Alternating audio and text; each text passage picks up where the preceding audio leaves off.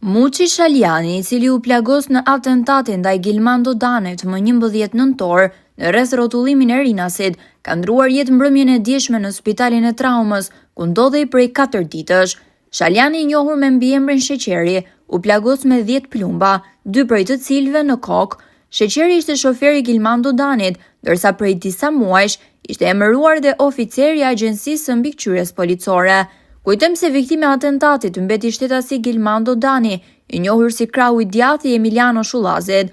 Dani ishte arrestuar bashkë me Shullazin në vitin 2015 dhe ishte liruar në vitin 2023 me kusht pasi kishte kryer 2/3 e dënimit. Gilmando Dani, emër i njohur për autoritetet ligjzbatuese, njihet prej vitesh si një nga njerëzit më të afërt të Emiliano Shullazit, shpesh përmendur si krahu i tij i djathtë.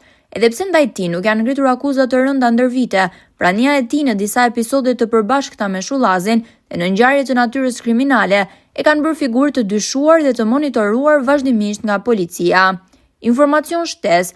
Në vijim të informacionit të dhënë më datë 11/11/2025, me ngjarjen e ndodhur tek rreth rrotullimi i Rinasit, ju informojmë se shtetasi MSH, i cili mbeti i plagosur, ka humbur jetën gjatë natës.